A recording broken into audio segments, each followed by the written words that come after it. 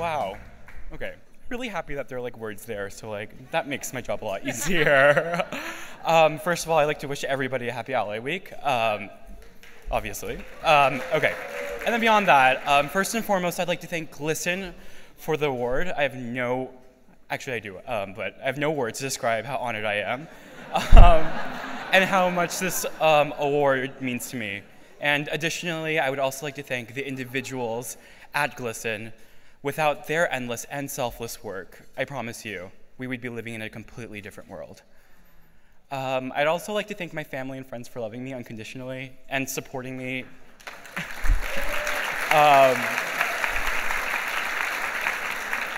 And supporting me no matter how crazy my endeavors or I sometimes seem. Finally, I would like to give thanks to the teachers back home who have been more than just educators but role models. Erica Corbin, Jose de Jesus, Lauren Lazar, and Massimo Malioni. Thank you so much for always giving me guidance, whether I want to hear it or not, and more importantly, for helping me find my voice.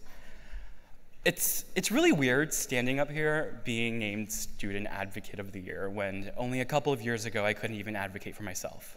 I was timid, I was confused, and without any visible LGBT peers, I was lost. Even though I knew I was inherently different, I fought endlessly to fit in at school. And to give some context, I go to like this very small all-boys school in New York City, so you can imagine. Very Gossip Girl.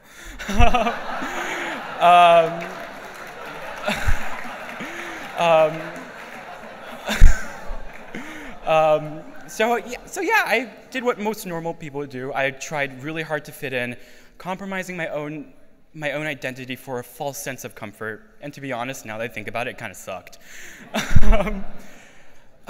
School very quickly became merely an obligation. I tried to spend the least amount of time I could there. I would go to school right before class started, and I would dash out right after my last class. And I tried my hardest not to make any friends at school, isolating myself in the fear that my secret would be compromised and the whole school would discover that I was gay. Ooh, thank God that didn't happen. Just kidding.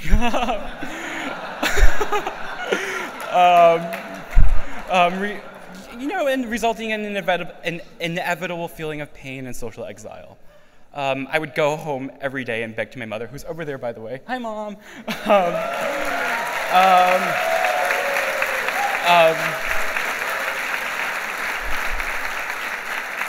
I would go home every day and beg to my mom to move me to another school.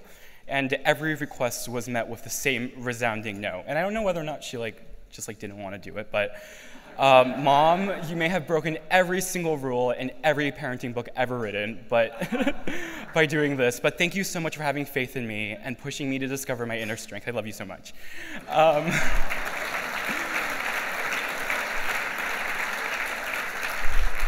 So I'm guessing everyone's wondering where I'm going with this right now. I'm a little lost too. But in sophomore year, in hopes of diversifying my artistic talents, I began taking art classes at my local museum. And there, for the first time, I felt a true sense of community. I met people who not only respected, but also celebrated my uniqueness. And trust me, that's kind of hard. People who loved me for the quirks I was teased at school for. Calder's Wiki, an educator at the museum, saw something in me and invested in me, bringing me back season after season, giving me a sense of worth that I had lacked for so long. I had never felt so good about myself, which led me to the question, why couldn't my school be like this too?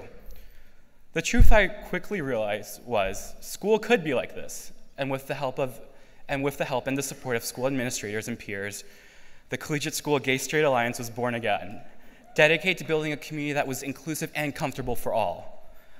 With the help of GLSEN materials, 2 years ago exactly, we launched our first Ally Week campaign. We were met with overwhelming support, with nearly the entire student body participating.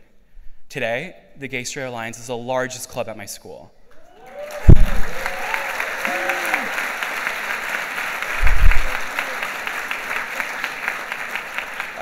Nearly every single office and classroom is a designated safe space, and allies are visible. And I think that's pretty awesome. I don't know about you guys. But I'm not done yet. I've been working with Stripes, a New York City-wide student-led gay straight alliance, to help show others that change is possible, and it's really not that hard.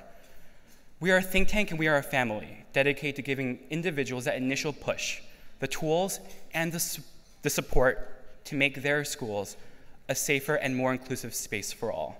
This year, in its second year, Stripes, my baby, is now composed of more than 30 different schools, with our expansion and possibilities looking endless.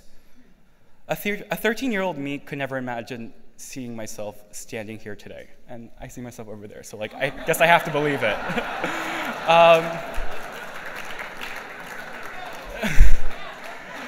I wouldn't have been able to do it without the help of my friends and those who believed that I had the power to create change. I am no longer a victim. Today, I'm an advocate and I'm a leader. So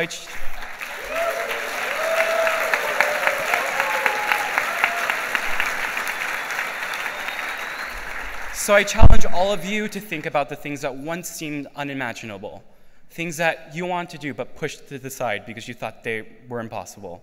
And remember, with the right tools, the support of others, and help from organizations like GLSEN, nothing is impossible. Change is right around the corner. Thank you so much, guys.